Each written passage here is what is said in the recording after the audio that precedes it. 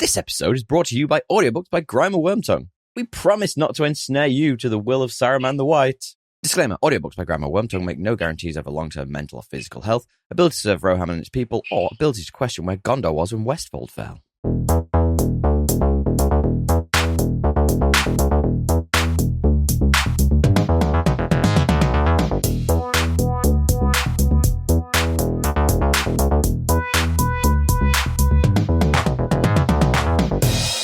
Hello, and welcome back to another episode of Podcast Assemble, the show where you come for your rambling geeky download. My name's Tommy, and I am delighted, as always, to be joined by my friend and co-host who is across the pond. It's our resident, returning White Wizard of the pod, DL. How are you? I'm good, man. I'm more like the beige wizard right now. To be fair. I'm clad in beige and trucker hat. There's a lot of white in that. There's a lot of white going on. Yeah, I mean, if Gandalf was like trying to vibe, trucker hat vibes, then yeah, sure.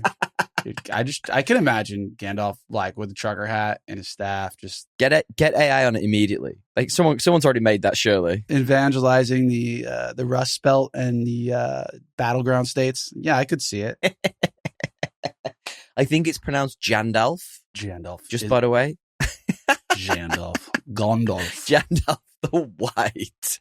What's been happening, buddy? How you doing? You know, life's been moving fast, doing my best to keep up, but we had a lot on this week. So multiple dinners during the week. We went and saw a Christmas Carol style play / theater production / like multi-stage dinner.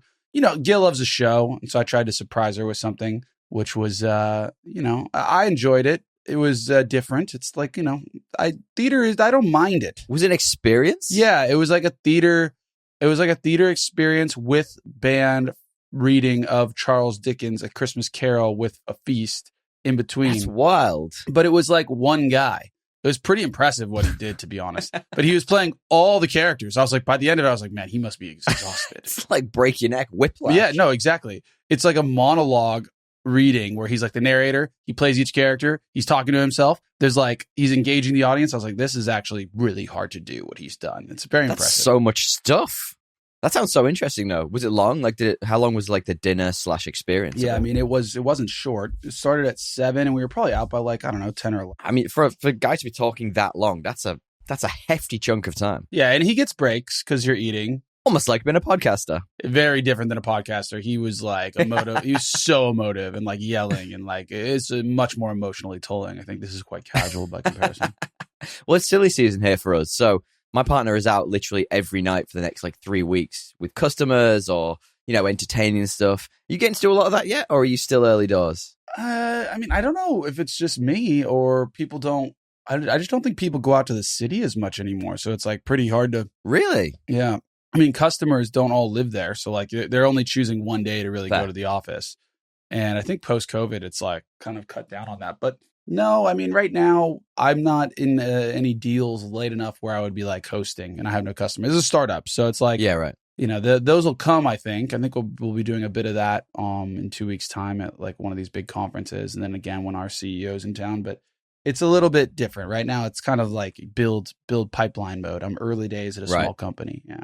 I mean, that still has all the fun involved in, building those nuances for yourself and building processes and getting involved. Oh, yeah, for sure. But it's not like, I'm not like Meta where I'm like, oh, yeah, everybody's my customer. It's a very different gig. Let's throw some money around, baby girl. Yeah, I know what you mean. But then saying that, my partner, she's out. I wouldn't say it's a huge budget for doing that stuff, but they do interesting things. She's always like, I've wanted to try this restaurant for ages. So she'll do it with work. So she can be like, all right, it's good. We can go. And I'm like, that's what you should be using that entertainment budget for. Yeah. I used to do that stuff. Now I'm back in startup life. It's different, but it's good. Work remote every day. Not bad. Dude, I am so excited to talk Lord of the Rings with you again today because my Lord, we obviously did it for the 150th episode. Was it 150th episode? We did it for one of the episodes that was a big episode. And, obviously the War for a Hero movie is coming out Christmas time.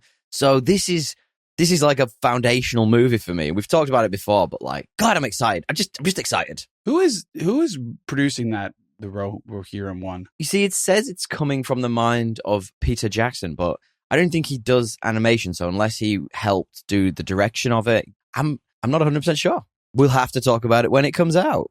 Is it on Netflix? No, it's a movie. It's cinemas. It's going straight to cinemas. Okay. Yeah. It's getting a full release. I wonder if they'll talk about potatoes like they do in this one today. Potatoes. Sam just holding on to his spices for that rogue chicken that he's hoping for. You know, we've all hoped for a rogue chicken every now and again. When you're hangry, you're just like, man. We love a rogue chicken. I'm glad I got my salts and spices just in case I catch a rogue chicken out in the streets of London. I saw a great meme the other day. And I don't know if you appreciate this as well, but it definitely works for my partner. And it's sort of like when she's cooking, when she's making anything, she's always like, she'll put a bit of spice on, and then I'm always like, wait until she turns her back on, moves to the fridge or whatever, and I'm putting like more salt and pepper on and putting the spices on. That's a bit rude. I'm, like stealthily doing it to try and like put all that shit on. But when we talked about the Fellowship of the Ring, like that's one of my Mount Rushmore movies, man. I don't think I personally love this, but I don't quite get the same love as I do to Fellowship for some reason. Yeah, I'm the same way. I think the Fellowship's my favorite, but that doesn't mean I don't enjoy the others. No. Not at all. Yeah, I do enjoy that. I completely agree with you on that. I completely agree with that. Let's not get ahead of ourselves then. Let's just hang fire on that for just a minute. Guys, if you want to hit us up and give us a 5-star review, we would really, really love it. It'd help us out a lot. Time codes today will be in the description, supplied by Mr. Matthew Bliss of mbpod.com. As always, the legend that is. He was on our Megalopolis episode a couple of weeks ago if you want to hear his dulcet tones. I'm not sure if that's good or bad. If you would as well give us a 5-star review, that would be really helpful to us. I passed the pod this week, DL. Have you passed the pod this week? No, I didn't pass the pod. I'm sorry. It was a busy week. I didn't pass the pod.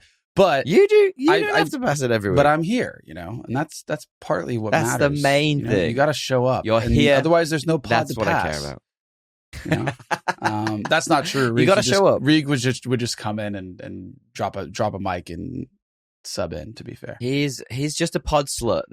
You don't want a slut every week, DL. You want your actual wife some weeks. Yeah, that's what they say. It is what they say.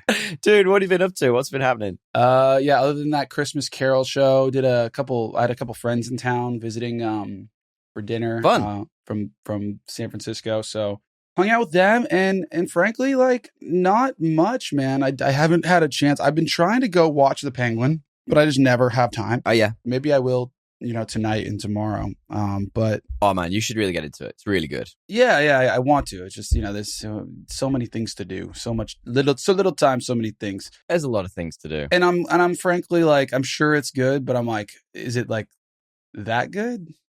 Like, is it that additive to Batman? Yes. If it's just if he's not even in it, like episode 4 got like one of the highest TV show episode ratings of all time.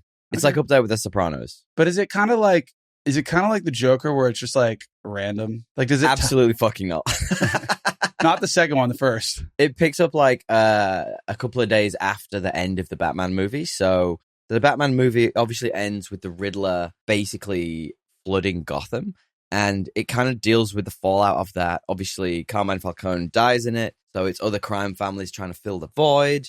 It's really, man, it's really good. And Colin Farrell. Do I have to rewatch the Batman to enjoy it? No, not at all. Because I could be down for that. I mean, what? You watch the Batman if you want to. My partner was watching it and she loved the Penguin show. She was like, I was doing stuff. I was busy. She was like constantly like, can we watch this show already? I was like, relax, we'll get there.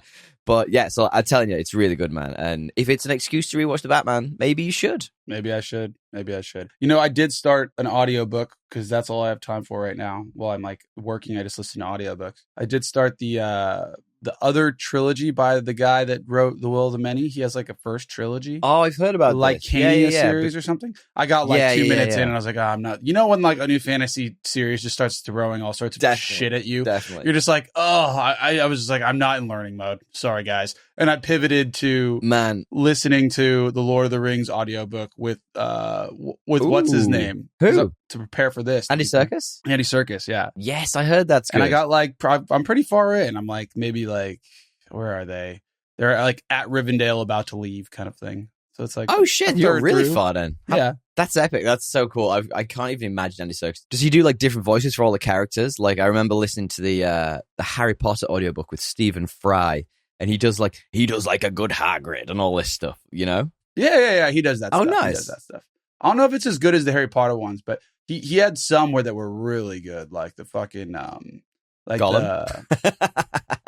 I haven't gotten to Gollum Yeah, yet, so I don't fair. know. Obviously, he would be quite good. You'd hope he you would reckon be. he just does the same thing? Yeah, probably. I mean, surely he would. That's his IP. He's not going to do a spin on it. Yeah, no, but he was really good with the what are they called? The ring wraith. Like, they actually have lines in the books. I don't know if you remember. I don't. What do they say? Like, I don't know, just like they laugh and they come to me, Frodo. Like they like shit like that, and it's like so creepy. I was like, oh my god. Okay, I gotta check that out. Andy Serkis I am afraid. So yeah, and I'm back into audiobooks because I realized I had like 8 Audible credits. Oh, sick! It's been charging me for fucking weeks and months and years, and I've just not been using them. So I'm like, all right, I gotta so the first thing I did was just like buy the entire Red Rising series on audiobook just in case I ever want to listen to it. So I'm like, okay, I've used them. They're not piling up, but I still have like 3 more. So I tried to buy the one, what's the 3 Body Problem, because I heard such good things about the book, but like I couldn't get it anywhere. It was like it kept failing. Weird. So I might have to just buy that book and actually read it. Anyway. Speaking of Red Rising, it's time to talk about Morningstar. You're done. I actually finished it about 3 or 4 weeks ago, but we've just not had we talked about We've not had a one-on-one time to talk about it for a while. Yeah, to be fair, I don't think we actually deep dived on it. We talked about it in our text thread. I've talked to you a little bit about it in the podcast because I was about halfway through and old mate Ragnar died. And I remember I brought it up and we had a little riff on that and a little chat, but I've got through it. We've done it. We're just going to talk top-level spoilers for Morningstar just for 5 minutes. So if any of you guys haven't read it's a pretty big Red Rising books, so there's a lot of spoilers. You absolutely should stop, or at least use Matthew Bliss from mbpod.com's time codes in the description to jump around past this. Dude, this book is fucking epic. Yeah, it's pretty good. It was wild. It's pretty good. I think the thing I took away from it the most was how much, as an author, he'd improved. He gave you so much time with the characters in the moments of darkness or the moments of something horrible happening. And it wasn't like a Fast and Furious movie. You know how when you watch the Fast and Furious movie, the first book is kind of like they're literally only going up a gear. It's never going down. It's only up gears. They must have 21 gears going up in the car when they're riding. But this one, it took its time, and especially the beginning part where he's been tortured for 9 months. And you just sit with it for chapter after chapter and of the darkness. For like a third of the book, I think. Yeah. It's so good. It's so good, man. I really liked how the trilogy wrapped up as well. I like the paranoia of the characters. Mustang coming back. There was a really interesting curveball halfway through, and I think we talked about it, where there is a uprising on one of the ships. So I think it's his uncle gets shot by the jackal. Yeah, yeah. That, to me, is like the perfect part of the book. And it's really close to the end, surprisingly close to the end as well, because it just shows how much they've still got to do when all this is done. Yeah, it's like Fragile. It was Fragile. Totally. It's all hanging by a thread. Totally. Yeah. No, I think it's it's one of the best third books of a trilogy I think I've read. There's a couple things that by the end, like just to be devil's advocate here, steel me on the other side. Yeah. There's a couple things by the end where I was like kind of frustrated with them, where I'm like, you've used this trick a lot. And it's like, yeah, I agree with that. It's the trick of like, you don't know what's happening, but I know what's happening as the author. And so does Darrow. And you're in Darrow's perspective, but for somehow he doesn't think about what's about to happen and it's hidden from you, even though it shouldn't be because you're in Darrow's head. Yeah, you're right. Like, he uses that trick like at least 2 or 3 times across the last 2 books.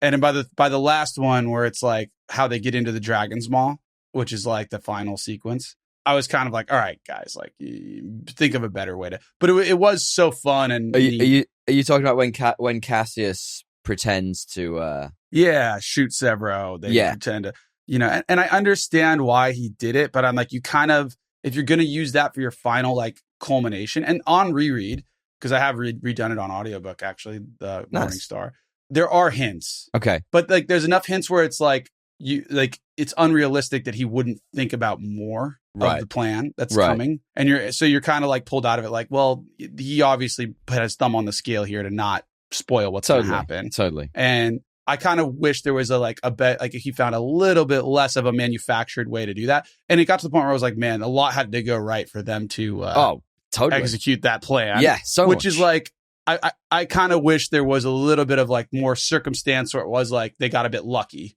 You know, and it wasn't like, oh, Darrow predicted every single thing that would happen. Like it's a bit, and Mustang obviously too. But overall, though, it's a phenomenal ending. I do think that he is a bit of a Gary Sue towards the end. He does everything just kind of goes his way at the end. Like the fact that the Jackal also uses the pistol. Like, I guess it is predictable that he might, but are you really gonna bank the whole fucking plan on that? Like, it just feels like they like I should have heard about some kind of backup plan in case he didn't. Right. You know what I mean? Right. Like it feels a little bit far fetched. He totally but I guess that's also the point. Yeah, it's also the point that like Darrow, because he has nothing to lose, he has no, like, that's his whole thing. Like, gold is always their hubris is what brings them down. But like it wore on me at the end. But overall, dude, like, 9.99999 out of 10 for me. I love that book. I mean, I'm 100% with you. I think there's so much that could go wrong in the final, but even Arja nearly like beating them. I mean, she should have done, really. I love that. Like, I love that like that would have been gangster. Yeah, she almost still wins. And I also love that, like, it was an ugly, like, they basically had to cheat. Yeah. It was like 5 versus 1. Like, they weren't going to win otherwise. Like, yeah. Well, I mean, I think it's really interesting because it changes the dynamic of Darrow in this book. So he goes from, he is the gold. He is, hubris incarnate. He is fucking badass. He's huge. His planning is unbelievable. But in this, he's questioning everything he does. So I really like that element of the book, that even this plan in the end, he's been questioning himself this whole time. You're like, fuck, is this going to work? Like, what's happening? Yeah. It's good, man. It's really good. Were you pretty like gutted when Severo just got murked and you're like, dude, I was honestly at the point I was going to put the book down. I was like, he has done this so many times. He has not learned a single fucking thing. But then there was a little flicker of memory in my back of my mind. And I was like, I was thinking about the moment when he had the whiskey with Cassius and he takes him. And he's like, and there's like a little line. Yeah. And he gives him the hollow or whatever he gives him. And I was like, there has to be more to that. Like, this can't be what it looks like. So in the back of my mind, I was thinking that. But if it had have been that, he gets taken to Luna and she literally, I don't know, like, he gets out by some fluke or by luck. I'd have been like, you know what, like, I'm done with this. Like, he gets out of everything by luck way too often. But I like that it was a plan. I really good book series. Like, can't wait to start the next 3. I remember I was like, literally, I saw the Severo page and I was like, I remembered it too, but he got me. Because he got me too. I was so convinced that like Cassius could make that choice, because it's like he has basically not, like, he is still torn as a human. You could tell. Yeah, like, totally. And it's like, it was believable enough to me. And I just remember putting the book down, and Severo was probably bleeding out for like 3 days in my mind, because like I couldn't pick it back up. And then I think it was like before a podcast or something, I went and finished the book at the Lord Dudley after, like, I was like, I need pints of Guinness to handle this. Nice. And so I started like reading alone at the pub, and then I was like, yes! Like, when he finally fucking comes back around. But I mean, Severo's probably my favorite character at this point. He almost dies twice. Like, he tries to hang himself at one point. The guy just really wants to kill himself. He does. Yeah, he does. It's good. I'm curious what you think, though, because like I remember finishing this book series and being like, I don't know why. Like, I'm not sure. Like, I know there's more story that could be told, but I'm like, do I even want him to do it? Because it ended so perfectly. I remember having like this like conflicted, like, I was super excited that there was more, and I had friends telling me that they were good. So like I didn't know they were pretty good, but it was like a bit like, oh man, it's so perfectly ended. Like, do you really want to fuck with this? Like, I guess from my perspective, I think the thing that we always talk about, and we actually talk about a lot on this podcast, is that there is always more story after the end of something like this. Like I was just saying a minute ago, there has to be some way to bring the colors together and refresh society. Like, I'm not saying that's the perfect idea for this book to move forward, but I feel like that is something that needs to be explored, and I'm excited to read it. Well, it could be explored. Yeah, exactly. Yeah, it could be explored. There's enough there too. Yeah. I would say, what is Aragorn's tax policy? That's the old question, right? Like, what happens after getting back to the Lord of the Rings, after the ring is destroyed, right? Right. Do they just genocide the orcs? Is he a good? These are hard moral questions. The Uruk-hai surely get destroyed immediately. They're bad boys. They're bad boys. Look, guys, we've been talking about this book for way too long. Of course, we both highly recommend Morning Star. It's such an epic end to the trilogy. I am actually going to take a little break in between. I'm going to read something a little bit different. I don't want to go straight to those next three. My brain's now thinking, I'm on countdown. I have to wait till the final one comes out. I can't have got to the end. I mean, you have so many left, and they're big books. They get bigger. They're big I books. think you're fine, but I bought 3 books actually the other day. I'm going to have to share with you next time we pod which ones I bought, because I was like, I had 3 in my mind. I was like, these are the 3 I kind of want to read next. I actually used Goodreads. I've not used it before. Like, I picked it up from you. And I kind of went on, similar to Red Rising books, and was looking at what was in that sort of world in those fields. And there's a couple I was like, this one is similar, but with Japanese culture. And so I was like, yeah, fuck it, I'll buy. So I bought 3. Yeah, nice. I've got Joe Abercrombie. Kyle keeps trying to get me to read his series. Interesting. He's probably next on my list if I go to a fantasy show or series. But interesting. I'll have to check it out. I think it's like a Western or something. I don't really remember. He was telling me. So it sounds up my alley. Nice. Well, guys, if there's anything you recommend that we haven't talked about, please do hit us up. You can find us at podcastemble, thepodcastemble@gmail.com. Go to our website, find all of our details there. You can send us memes, send us news, send us reviews. We love it when you do. DL. We've already talked about it. Do you want to preface our main topic this week? It's the main topic theme. Yeah, this week we're doing the Lord of the Rings: The Two Towers. I would say I love this I love the music in this film. It gets me every time. I mean, it is, in all of them. It's pretty awesome. I would say this, by many, is said to be the best one. I would think so too. I completely agree with that. A lot of people, like, just anecdotally, like last night on the Pints, somebody was like, oh yeah, that's my favorite one. I think the Helm's Deep part is just so good. It's really difficult to look past. So iconic, dude. Like, nothing had ever been done like that. Nothing. And we're going to get into that. And I talk about this every time The Lord of the Rings even comes up, but these movies just have such an ingrained place in me. So my dad, every Christmas, and I will say this every time we talk about it, he would put these movies on the extended editions. We'd wake up, go downstairs, start with presents or whatever we were doing. He'd put the extended edition of Fellowship of the Ring on. That would tick through, and then you'd get the Return. Then you get Two Towers and Return of the King, and they would just be playing. So, like, I mean, I would watch them anyway, but there's just something about them that feel so wholesome to me, and are just like ingrained in my psyche. I love them. But I remember we talked about this before. You had to read The Hobbit in high school, right? But had you read any of the books at this point? Before, I don't actually remember if I saw the movies before I read the books, but I definitely read The Hobbit before I saw the movies. I'm pretty sure I read most of the books after. Okay. I'm pretty sure I went back to read them after seeing the movies. Yeah. Interesting. That's cool. And I'm pretty sure also, like, I didn't love the movies upon first watch, but I remember seeing them again when I was like a bit older and more mature and understood like the themes. Interesting. And was like much more interested in them. And then like that's what got me to read the books. Interesting. To be honest. And I mean, a lot of people find the books too dense. You know what I mean? Like, there are chapters that are just singing in Elvish, where you've got like 4 pages of, fucking Aragorn singing it. Dude. It's like, I get it. They're hard to get through, man. Like, they're not the easiest, but I still love them, man. I still love those books. It's better on audiobook because then they're actually singing. Oh, that's whereas a when good you're point. reading, you're just like, a little blah, blah, blah, blah, blah. You're just like, what the fuck is like, just making you're just weird like, noises. This is just like gibberish, dude. Like, I remember I was just trying to phonetically say all the lyrics and the words, and I was like, what am I doing? I just skipped past it, and then it's a bit dumb. I'm done. Yeah. Do you have a stupid plot summary, my guy? Yeah, I do. It's Frodo and Sam go on a gay dark tourism vacation.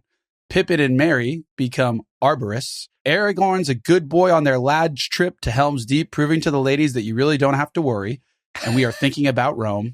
Gollum establishes himself as a fantasy foil archetype, and Gandalf is just better. Be better. He's back. Mine is just Gandalf takes a day off to pick up his dry cleaning while everyone else fights for their lives. Yeah, seriously. It's just like, he's like, peace out, guys. I'm getting my dry cleaning. I'll be back when it's Why did it take so long for him to find these horse lords? How did they get so many more? It's so many. Last time we saw them, there was like literally 30 of them. And it was just the guy from the boys hanging out, a bit angry. Love Carl. And then they come back with like fucking army of so good. Men. It's so good. And I wonder if there's some magic in that as well. But obviously this is, we've talked about this, Peter Jackson, Fran Walsh, and Philippa Boyens. God, they're a good writing team. That, like, everything about this, like, you've got to think how, we were just talking about how dense those books are from J.R.R. Tolkien. they've stripped it down to the barest elements. And one of the things that they had in mind was it needs to be Frodo's story throughout this series. And I think that's absolutely the perfect way to approach this. And they basically came in with the sort of focus, if it isn't crucial to the plot, we're going to get rid of it. That's why we get no Tom Bombadil in these. I really like that. I really like that about this. But as you say, the cast is back. We've got Elijah Wood, Sean Astin, Cate Blanchett, Orlando Bloom.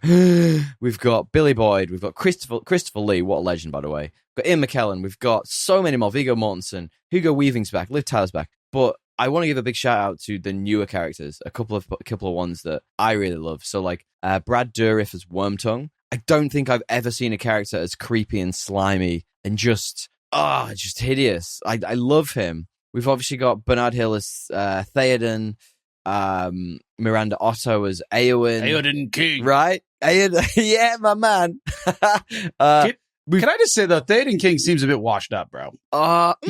He's talking a big game. He gets into the fucking fight, and he takes a spear, like, instantly. Yeah.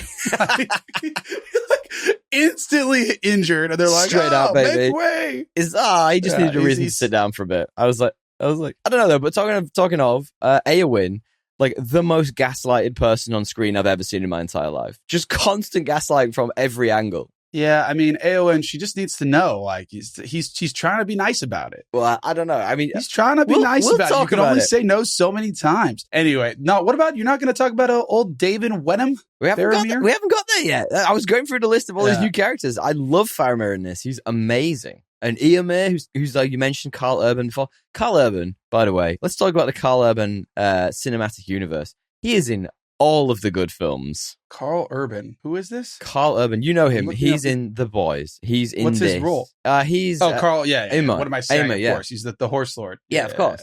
He's in so many amazing things. And the difference is when he's in sci-fi, or he usually has short hair. And when he's in fantasy, he has long hair. That's how you know. Good head of hair.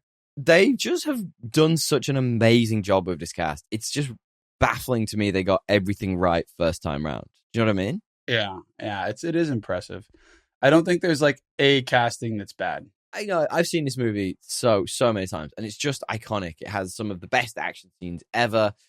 The thing that I think you mentioned before, and I felt a lot on this rewatch of it, was that it really missed the fellowship element. And I know that's a silly thing to say, but those 9 and the bros, the camaraderie of them going, like trekking through the hills, like that to me was what made that first movie so epic. And now, it is fragmented, and you've got this slow creeping of darkness that's driving, the plot forward. I really enjoyed that team together, and this film really missed that. Yeah, I mean, that is the point.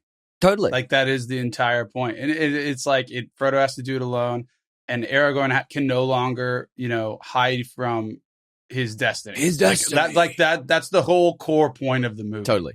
It's like he's either going to rise to his occasion and stop using, protecting the hobbits as an excuse, or the realms of men will fall.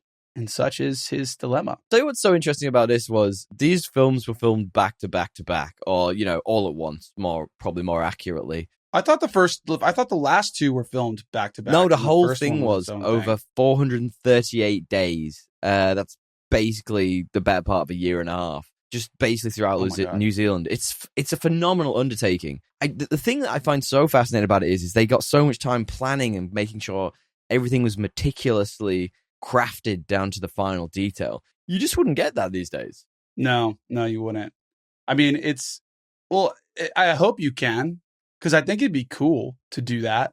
Definitely. I think it'd be really cool, because it gets you into the tone of the movie. Like, you know what I mean? You're just kind of in the world. And 100%. I hope that like some other series gets that, because it also means that you get a uniform vision, and there's no 100% fucking about with like fixing different directors, like what Disney does for every fucking Star Wars trilogy they do. Like, there's none of that shit. Yeah, which is really, really good, I think, overall, for like the tone of the trilogy. I feel like CGI is so advanced these days. A lot of directors and even studios just kind of go, fuck it, we'll fix it in post. It's easier. Let's not take the time. Whereas this was like a huge undertaking of love and devotion. And there's just so much stuff in this film. Like, so much happens, and there's so much like interesting trivia stuff that we can't not talk about. Like, Viggo Mortensen breaking his toe, the things that happen in this, like the things the internet would shout at us if we didn't say. But I think what really worked in this for me was the scale. So the scale in this, it goes from the first one, which does have its hokey points and it's small and it's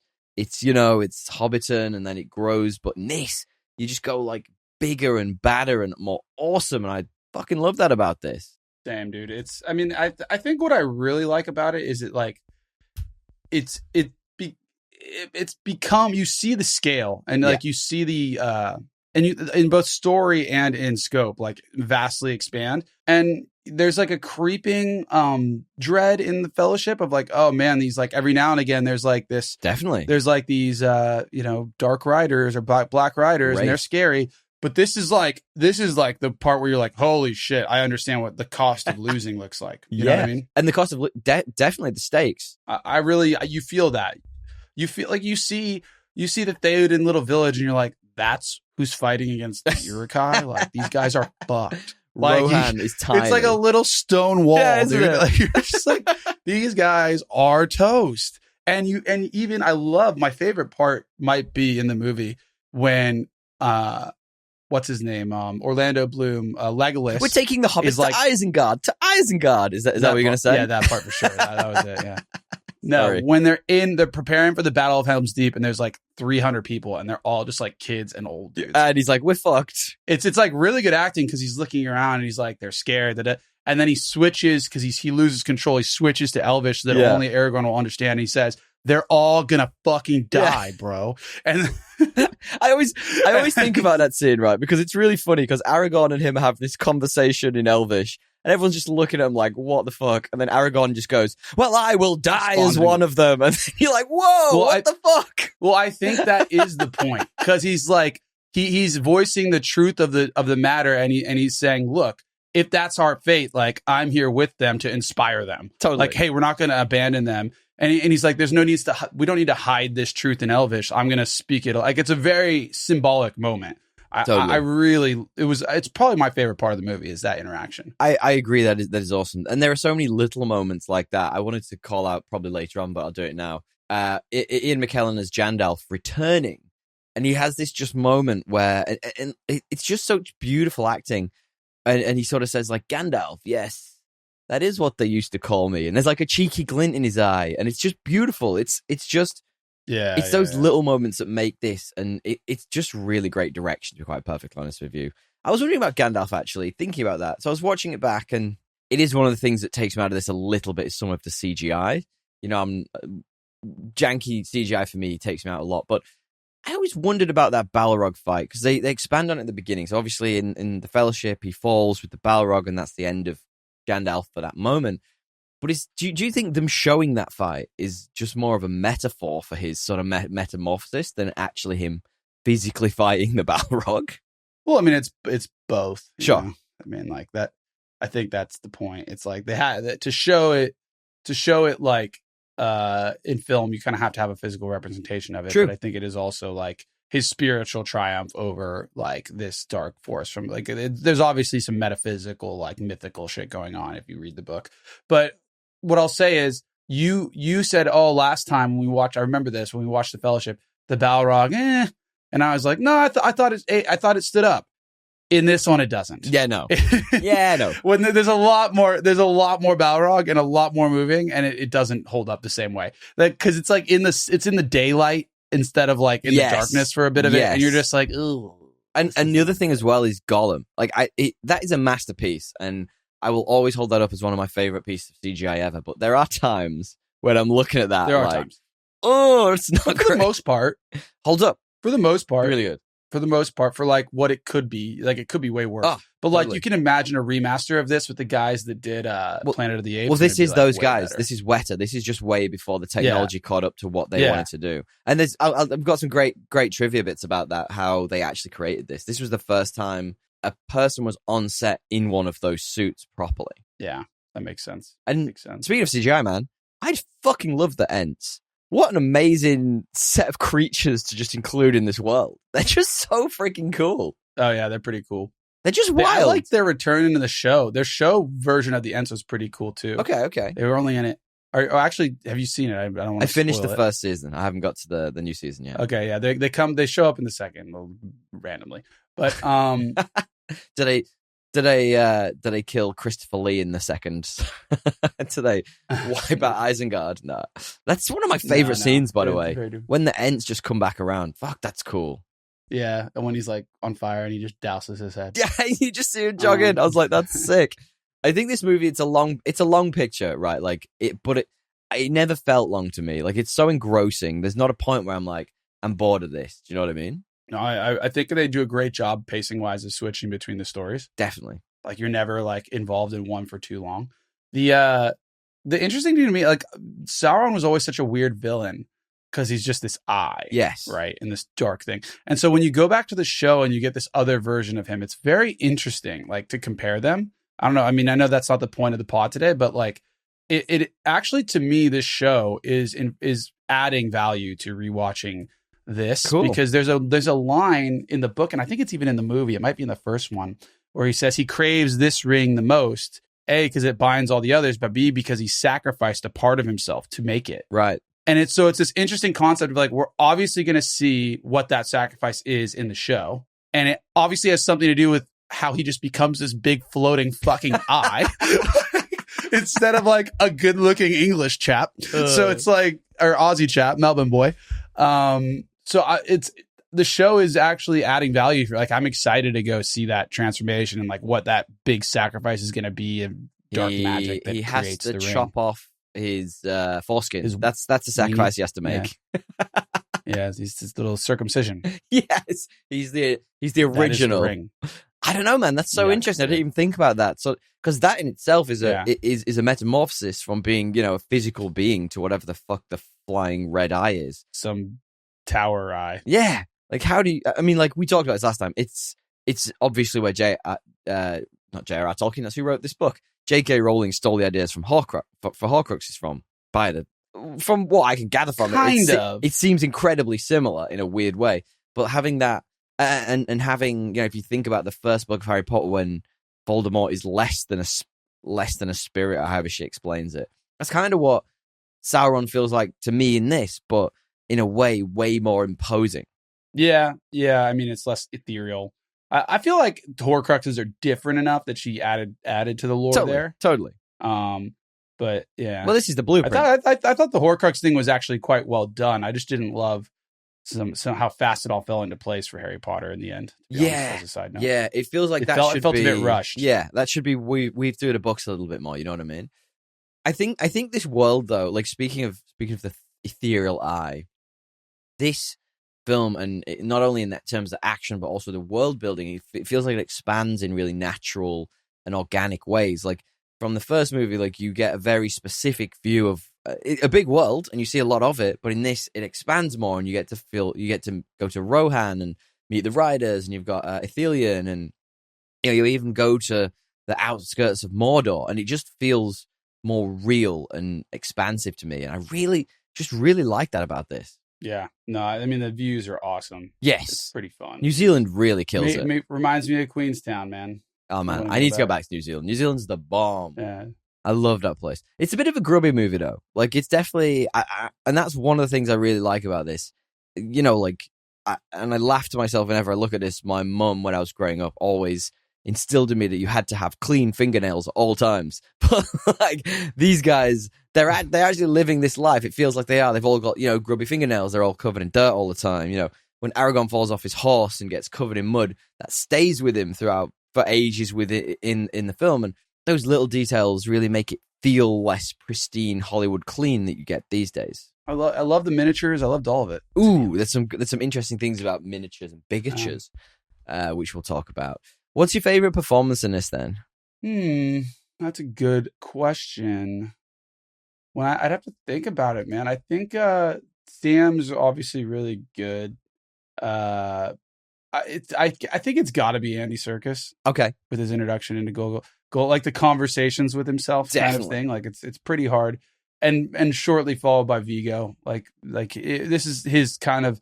If you look at the three movies where he has like the biggest part, I think this is probably his biggest. I mean, I know that the next one's like The Return of the King, but this is like the most like in doubt acting chops definitely role and lines that he has in the films. I think he's the biggest tease in this though, man. Like he's full flirting with Eowyn all the way through this, and then he's just like gaslights the shit out of her. He's like flirts with her, and then he's like, boom, no, you stay over there, wench. I think he's pretty clear. He's just nice, dude. He's just being nice, but he's like, look, I am one of the Dunedain. You know, I'm fucking 80 years old. I'm too old for that bitch. You can't keep up with me. I'm too old for this. I very much vibe the meme of basically every person that grows out their hair is just waiting a bit longer for it to look like Viggo Mortensen as Aragorn. I'm in that journey right now. How close? Like, maybe if I wait a bit longer, you could be Viggo Mortensen. Maybe if I get through Christmas, it'll look like Viggo Mortensen's hair as Aragorn. I actually think that you were speaking about the Rings of Power show. In the first season, the guy who plays Sauron, his hair kind of has that Viggo Mortensen vibe. Yeah, just a little salty, a lank, little dirty, a little lanky. Yeah, definitely. Yeah. Speaking of gaslighting, by the way, Arwen full gets gaslighted by Elrond. That whole scene where he's like, you got to leave him. He gonna die. Everyone you love's gonna die. I was like, bro, chill the fuck out. Like, Jesus. And then it's followed by that weird scene where Aragorn has like a full wet dream for like 20 minutes. I was like, that's the only bit of the whole film. I was like, is this really necessary? I actually didn't mind that part. I just didn't like where in the movie it was. Right. Like, I think it should have been closer to like his most desperate moment, like Helm's Deep. It was far enough away that I was kind of like, this just seems inserted. And it slows the movie right down. Yeah. It slows in an already slow part. Because you're also like at that part where like there's like Theoden King and it's like very slow and it's like him bearing his son and then there's like she goes into a song and like she's trying to flirt with him. It kind of like I'm just like it slowed it down and it conflicted with like what was going on with the other girl. Sure. Like she didn't really get her own time. Sure. With what's her name? Yeah. Eowyn. Anyway, Eowyn and Arwen. He likes similar names. Yeah. I just think it needed to be closer to the Battle of Helm's Deep, which is like his darkest moment. Yes. So that it like inspires him to like that's a good be point. Who he needs to be kind of thing. That's a very good point. I don't mind it in general. That's a completely added, by the way. That's not in the books. Interesting. Which is good. I think it's a good addition. It is a good addition. I think you're right, though. I think if it's an addition, it needs to be closer to a more meaningful, poignant moment for him so it can really seep in and, help him through those dark times. And that makes total sense to have that slightly close to that. I do think my favorite character in this is probably Wormtongue. Obviously, Andy Serkis, phenomenal in this. But he makes my skin crawl. I just have to see him for a second on screen. Like Brad Dourif's so good in this. I just see him and the greasiness of him. Like he's got something about it. He would be the Penguin, speaking of the Penguin. I feel like he would have been, or at least in the mode of Danny DeVito in that Batman film from the 90s. But yeah, I love that. And the old man Theoden makeup. God, that's good. That scene where Gandalf comes in and is like, you have no presence here, Saruman. It's like that whole piece of the movie is so good. And then he's gradually, the old man stuff's gradually wearing off. It just really fucking looks cool, man. Like it's him and all the other new additions to the team. I mentioned them before. Obviously, you got Theoden, you got Eowyn, Gollum, Aemma, and Faramir. Just like A-class actors coming out of this movie. Faramir's a favorite. I just so many good things about this film. Yeah, the Faramir arc was kind of lost on me when I first watched this for some reason. I just didn't understand what was happening there the first time I watched it. So like upon rewatch many times before this, but I like it. His story makes a lot more sense. Like the sacrifice he's making, like he's got the big brother who's this golden child, and he has to like doing the right thing makes him look actually more inferior to the person he cares about. So it's a good arc. Yeah, I like it. It's a cool arc, and I think it really pays off in the next movie. Yeah. I think you're probably right. Just having him in this movie doesn't make that much sense to this point, but it's cool because when you do get meeting his weird cherry tomato eating father, it makes way more sense. You get enough of it that I think you understand. But it's maybe just a little bit too little. but just enough where it's like, because you understand that he might make the decision that every other man other than Viggo Mortensen has made, which is to take the ring and use it. And so you understand that, and you understand slightly what his motivations would be because they have that flashback. I forgot Boromir was in this. Right. But his hair's a bit longer. It is. I like it. I like his hair in this. He looks great. Yeah, he's Sean Bean, man. No, you're right. And I think it's a crying shame he's not in more of the movies. Yeah. It's a shame he had to die so early. Bring him back. Yeah. They brought Gandalf back, and they actually had a scene, and one of the scenes I'm going to talk about now, actually, the scene where old mate Aragorn falls off the cliff and, makes a grand return. I felt that was a bit unnecessary. Like, I feel like that, feeling of loss of another member of the Fellowship, it's kind of already been done. I was like, I don't need to do this again. And then when he returns, I'm like, Gandalf did this a minute ago. Why are we having two of these in the same film? I agree with that. I don't know if that's in the book either. I don't know if it is. It feels like but it gives him a cool little return where he opens the doors. I mean, which is, how I open most doors when I go to the pub. That's how I aspire to open most doors. I don't know if I pull it off. Here, fuckers. Like, pour me an ale. Yes. Anyway. Bring me my Guinness. I didn't love that part of the film, but it added a bit more tension with, anyone can die, but then the plot armor brings him back. I think we've got to really talk about Helm's Deep though, because it's probably one of the most intense and amazing action set pieces I think I've ever watched on film. Yeah. Yeah, it's beautiful. It's beautiful, ugly, crazy. The poignant moment for me is I forgot about like how there's just the thunder and then the rain. Oh, and it's just like zooming in on them as they're looking out. And then like right after that, you get like the war cries of these fucking maniacs that you hear all the way back into the caves. It's just really, obviously this tone was like really well set. Yeah.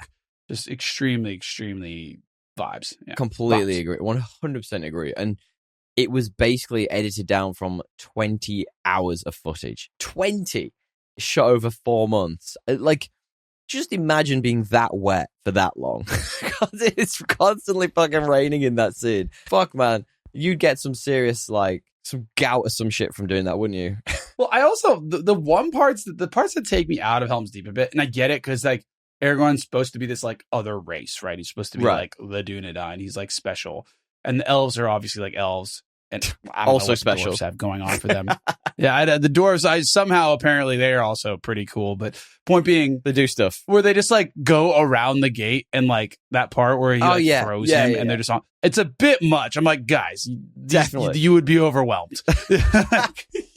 There's a lot of. There's 1,000 orcs in a tiny space. But they're hero. They're hero points. They have got hero plot power. armor on DL. Of course they're going to survive that. It's fantasy enough that I can take myself out of it for Legolas and Aragorn, but when fucking Gimli gets involved, I'm like, surely. They haven't done enough lore around the dwarves to make me believe they have this special power that maybe he's a bit sneaky. I don't know. But, well, I just think it builds up the banter here. I think he's the funniest part of the whole film, and that sort of chit chat with him and Legolas, where they're like, "I'm already on 12" or whatever he says. I'm like, "Fuck, that's so that's the stuff that keeps me coming back." For sure. I think they really do rail on him for being short. It's every other line. That's how it feels. That's how it feels. There's a good bit of trivia at the end of this about the Uruk-hais. You mentioned before about the miniatures. They had They christened a term bigatures, which were used in this, which was these massive battle sets, effectively, or sets throughout the movie, which were incredibly detailed versions of the sets they were creating. So Isengard, Helm's Deep, and they made them so detailed that they could do really close-up shots of them to make them look enormous. And Helm's Deep was one of them. I mentioned Isengard as well. And there's different I would love to have been there to have seen them in real life, because just there's just so much to them, and there's so much nuance to all the different little sections. Isengard specifically for me is just one of my favorite sections of the movie, scenes in the movie, whatever you want to say. And seeing that bigature of that, I just think that would be just so amazing. Yeah, no, it's.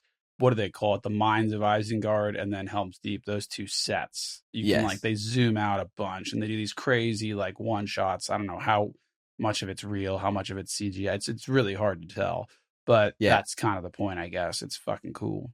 Super Oh, cool. it's so good. I think I started a new little segment of a thing that I like to do, which is, wow, this is really good with a GUD.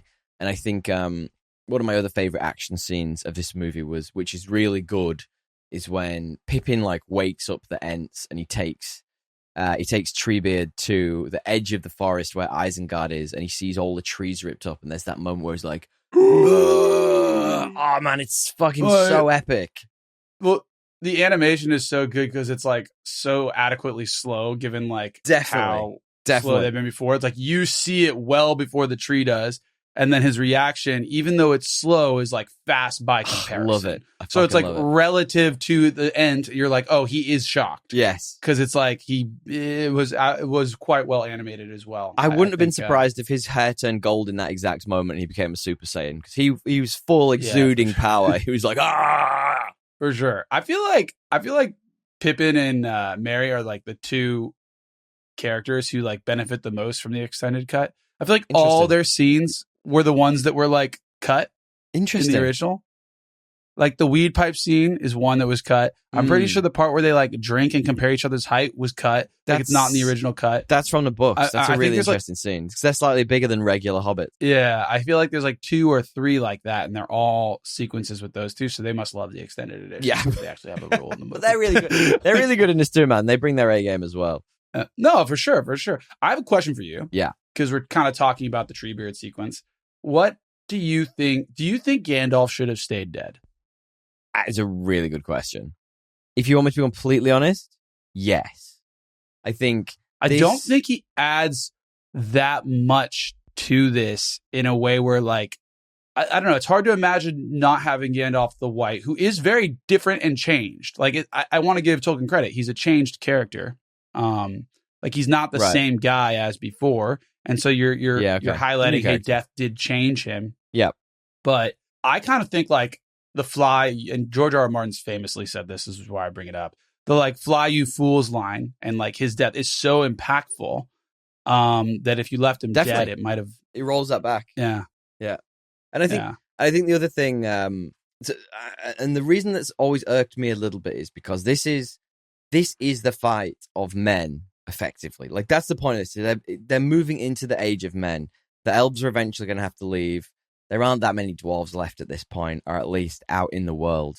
I do feel that if they had have focused it more and Gandalf hadn't come back and it had have been a triumph of men rather than, having a magical creature in there with them, I think it could have been more impactful. And obviously I'm no expert. I don't know everything about the Tolkien's works. I love that he comes back, hit that return. Like, I know it was spoiled in the trailers. That part's pretty cool. But I love that. It gets me every time. I sit there and I'm like, fucking hell, this is cool. But as a victory for men, it would have made sense for him not to come back. But then how do you take out Saruman? I suppose it's the Ents that would take out Saruman. I almost feel like you give like one of the other human characters more of a role, right, to take up what Gandalf would have done. Like whether it's like the guy from The Boys or whatever. I mean, it's a iconic. Or Faramir takes Boromir's stood place, the ages. Yeah, I don't know, but I guess I think there is something to the idea of like him staying dead and having that "fly you fools" scene be like way more impactful. So much more impactful. Not that it isn't. It's just like imagine if he actually had died. Like Sean Bean, like that character, Boromir. That is one of the most impactful moments of these entire movies because he stays dead. Gandalf coming back. Totally. I get you though. I get where you're coming from with that. Anything else to say about the movie? No, I think we're good, man. Okay, do you have any tones and/or themes? Oh, I mean, different to the first one. Give me different to the first one. You don't need to tell me. What are the good versus what evil? Are the tones I get it. Or themes? I just had I had the burden of duty, unlikely allies, those types of things. The burden of duty for sure is like all over this film, both in Frodo's arc as well as Aragorn's. Yes, and even the king, Theoden. King, which I don't know why they call him that. Theoden King. It's kind of a weird thing they do. I like Rohan. It's weird. The Miranda Otto's character, where it's like, she has a duty to like have a different role in this scenario. It changes obviously in the next movie, but I would say there's probably a theme with like corruption, something about Gollum and the duality of like redemption. And is it like how far can redemption go? Like you see him for most of the movie actually become Smeagol, an ally. And then because of what happens, it's a bit out of Frodo's control. He kind of caves back into Gollum. But I don't know. I think it's just like duality and inner conflict, which is like obviously core to that arc. Yeah. I mean, Faramir's character has a lot of that too. Like he has the choice. He could have taken the ring and let the evilness of the ring overwhelm him, but he didn't. He won that conflict within himself. Yeah, I think that's great. Do you then have a 3 best and 3 worst? 3 best, I think the scale, obviously, and how real it all is. Yeah. I would say acting and just in general the cast and then the score. Those 3 things. Like basically, you name everything about a movie. It's like those are like that's what you want everything to get right, and they get it right for the most part. So the jigsaw fell perfectly, and the score is one of the things we haven't talked about, but one of the things I really wanted to. It's one of my 3 best as well. It's not something we do often talk about. It's beautiful, it's hopeful, but it's dark as well. Like it's a Howard Shore composed piece, and I just feel like it evolves from the first one. It takes all of the core elements of the first one. I kind of like the circular nature of these films. You start with that hopeful, beautiful, it gets darker still, it gets their darkest hour, and then as you come back around, like in the final film, you get back to that Hobbits theme, and that's probably my favorite theme in the whole movies, I think. But I like that it's not that present in this. And when it does just flicker just a little bit, you get those. That's when you need it, the hope, the most. You know what I mean? For sure. Like when Sam goes, but those are the point of the stories. Nobody but it's also like, bro, you're in a war zone. Why are you monologuing? We haven't talked about Sam and Frodo at all. That story is just great. But you remember the part I'm talking about? Like they had literally been almost attacked by a fucking ring wraith on a dragon. I want to hear more about Sam. Sam the Brave. Samuel the Brave. No, it's before that though. It's like he's like, I guess that's the point of the stories. Nobody knows until they're in them. Like, and he starts monologuing in Minas Tirith's war zone, and I'm just like, guys, like they're still about. Hide. Someone's gonna kill you. Christ. An arrow flies by and takes him out because he's monologuing. You're just so right. Yeah, that'd be a great little like YouTube skit. Like the moments where like Frodo and Sam should have died and did not. the bit where they try and run for the Black Gate and they throw like the elven cloak over himself and they look like a rock. Yeah, just like, oh, guys. There are so many times they should have died in this. I'm like, fuck, guys, you're useless. I agree with your best. The only thing I would include in there as well was the Ents. I just fucking love the Ents in this, man. Oh yeah, the Ents are great. Their whole story, like there's just so many core themes like that. Like, yeah, it's really inspiring to see like George R. R. Tolkien, how much he nailed these different ethereal, like mythical and earthy themes. And then you see like how the next generation of people have, like with George R. R. Martin kind of did the same thing with the Children of the Forest, and it's like, but it's adapted. It's good to see that like generationally you can still have innovation in these core fantasy principles. I'm just you need that. I think even with Pierce Brown, he doesn't do it as much, but you get some of that with like the carvings later in the series, like the creatures that they carve. So I think there's just like it's inspiring as a fan of writing and fantasy to see that you can still iterate with your trappings. Absolutely. And like you say with Red Rising, you're almost smashing 2 of these sort of the tropes created within the Lord of the Rings series, and then something like the history of Rome. You can really create new and interesting perspectives from those, and I really like that. Do you have any worsts? I only really have one. Yeah, I mean, like it's the middle drags, and I kind of already talked about it just because of like they just put a lot of boring stuff around each other. Like it's like they decided to put all the love stuff all together, and it's like very confusing. Just get it out of the way. It's fine. Just put it all together. We don't need to spend a lot of time on this. You're right, though. It does. I mean, like I said before, I don't think any of this feels out of place or any of it drags in terms of the pacing of the film. But that is the one bit that you can call out being a bit like, oh, that does take a long time. Of the 3.5 hours, there's like maybe a 30-minute stint where I was like, okay. Are you talking about Aragorn's wet dream again? Because that's what I'm thinking. Yeah. No, it's within that era. And that I actually like that part, but it's in combination with the other stuff going on. Yeah. All right. My only one is that the fact they let Wormtongue go. And I know this is like a complete story thing and it happens in the books, but what a fucking ridiculous decision. Just chop his head off. It does seem a bit dumb. Right there. Yeah, like this guy is definitely gonna go inform to Saruman on everything you just. He's been trying to bang your daughter for years. Yeah. Just take his head off. It feels like I might use my executive decision there, and but that's just Tolkien. He likes the concept of mercy. He does. I mean, Wormtongue doesn't get much mercy in the future. He doesn't give any mercy with Saruman, so. No, but he likes the concept of like the good side is the one that gives mercy. Right. I actually had a point about that while we were talking. I think there's an interesting point of difference in these films between this and something like Game of Thrones. I feel like there is a lack of ego to the good characters in this that you don't always see in some of the characters in Game of Thrones. Like Jaime Lannister, he is a good and bad character throughout Thrones. Like he has both, but obviously huge ego. There isn't anything like that in this, and it's a nice juxtaposition. It's not good, it's not bad, it's just different. And I kind of find it interesting how pure the good characters are in J.R.R. Tolkien's works.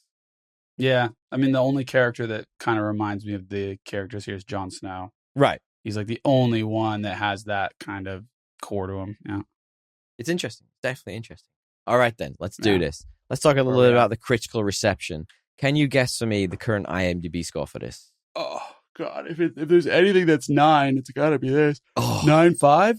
It's an 8.8, which is interesting because that's actually just 0.1 worse than The Fellowship of the Ring. I did a little back and forth to try and find out what the difference was. That's a bit, like, I just think, like, how do you not give this a 9? Like, it's just such an amazing film. And, like, Fellowship should be a 10 for me, personally. We don't do that there here at Podcast Assemble. They didn't include Tom Bombadil, which was a very smart. That's the problem. That's why they didn't get a 10. Oh, my God. Yeah. Can you guess me the Rotten Tomatoes? I got to give it like 98. It's 95. It's actually significantly higher than Fellowship. Fellowship's only 91. So that's fucking wild. Only. Man. Wild. And finally, then Letterboxd. Can you guess me out of 5? It's always 3.6, but it's never 3.6. 4.4. It's 4.4. It matches Fellowship of the Ring. Nice. Blind squirrels and nuts and all that stuff. And clocks. I do think that this is such a highly regarded movie. I am a little surprised that they're not higher. I mean, 95 was obviously ridiculous, but 8.8 IMDb, Letterboxd should. I'm just so surprised they're not, like 4.9 or whatever. IMDb is a bit like you never know with these guys. That's true. They're a bit all over the place. All right, then finally, we ask very simply the internet's binary, our ratings here at Podcast Assemble. I think you're going to know what we're going to say this week, but we ask: is this better or worse than the most average movie we know, which is Aquaman 2018? DL, do you agree with me? It's better than Aquaman 2018? Obviously better. Obviously. Could not be worse. Yeah, come on. Would you not rather go back and watch An Octopus on a Drum than this? No. I'd rather watch like a war-beating drum of Helm's Deep. Yeah. There is a reason why I said them letting Wormtongue go, because he's the reason that Saruman's forces find the hole in Helm's Deep to blow the wall up. He's the only person who could have shared that information with Saruman. So, just kill the fucking guy. You know what I mean? Get rid of it. I mean, there's obviously no reason that guy should live. Right. I completely agree. No reason at all. Mercy does have a cost. All right. Let's talk trivia, true or false. Trivia, true or false. You ready? Yes. Let's end on a high. All right. Trivia, true, trivia, false deal. They couldn't recruit enough 6-foot-plus tall people to play the Uruk-hai, so they had to hire people who were lower than 5 foot, which they affectionately nicknamed Short Kings years before it became a popular meme. Is that true or is that false? Not call them Short Kings. Is that your guess? False. You guess that's false? That's a false. You're right. They didn't call them. They actually called them the Uruk Low, which I think is even funnier. The Uruk Low. The lowly Uruk. All right. Trivia, true, trivia, false DL. Viggo Mortensen was so impressed with the horse that his character rode, he actually purchased it from the owners. Is that true or is that false? I mean, he got that big paycheck, surely. I hope he got paid. I'm gonna say yes. Let Viggo have his horse. He did. He also bought the horse of Arwen's character from the first movie and sold it to her riding stunt double, or gave it to her riding stunt double as a thank you for all the hard work she did. I like that a lot. That's really cute. Trivia, true, trivia, false DL. The original actor Stuart Townsend, who left the Fellowship of the Ring, who was supposed to play Aragorn due to creative differences, was actually asked back to play Faramir. However, After his less enjoyable experience on the movie previously, he declined. Is that true or is that false? Wait, he was on what movie? So Stuart Townsend was the actor who was originally hired to play Aragorn. He actually left after a few days of filming over creative differences in the Fellowship of the Ring. You're kidding me. If he did, then he's an idiot. I'm saying false. It is false. I completely made that one up. It would have been fun to see him back as something different, though. Such a wild story. Like, imagine just like Sean Connery. You turn down the chance to be Gandalf. You shut this down because. So he did actually turn it down. He didn't just get offered another role. The first part of that is true trivia. He was actually cast as Aragorn, and he left due to creative differences after a few days of filming. The trivia false that I made up was that he was asked back to play Faramir. Got it. What an idiot. What a fool. I mean, same with Sean Connery. With Sean Connery. We did a whole podcast on this many moons ago. Like, Sean Connery, he turned this movie down because he didn't understand the material. Good for you, dude. You absolute tool. I just looked up, and you can look it up too, and I encourage everybody else to. There is only one existing image of Stuart Townsend. It's weird, right? From the test footage. And it doesn't look right. I'm just glad we got Viggo. I'm glad we got Viggo. Well, because I think Viggo was chosen because he was a slightly older person and he was more, like, could bring more physicality to the role. He just doesn't look right. Something about it is not right, which is very interesting. Top comment on Reddit is, we have Aragorn at home. Yes, Reddit is undefeated. All right. Trivia, false DL. Yeah. John Rhys Davies actually lost the tip of his middle finger in an accident when he was younger and played a prank on director Peter Jackson in which he cut off the tip of the prosthetic finger and filled it with fake blood. Is that true or is that false? True. Is true. He went over to him and just said, "Boss, I had an accident." Could you imagine? Imagine Jackson's fucking reaction to that. He'd be like, holy crap. Look, DL, I had a fantastic time coming back to this movie. Ultimately, it's one of my all-time favorite films. Let's be honest about this. If we're talking trilogies, it is definitely in a what do we always say? What are the heads? The Mount Rushmore. That's right. It is definitely part of the Mount Rushmore of trilogies of films. I had a great time talking to you as well, mate. Good to see you. You too, man. Do you want to wrap up? No, I will wrap up the pod. We would love if you reached out to us with any thoughts, prayers. Let us know. Ideas at Pray for Podcast Assemble. Podcast Assemble at gmail.com or Podcast Assemble on Instagram.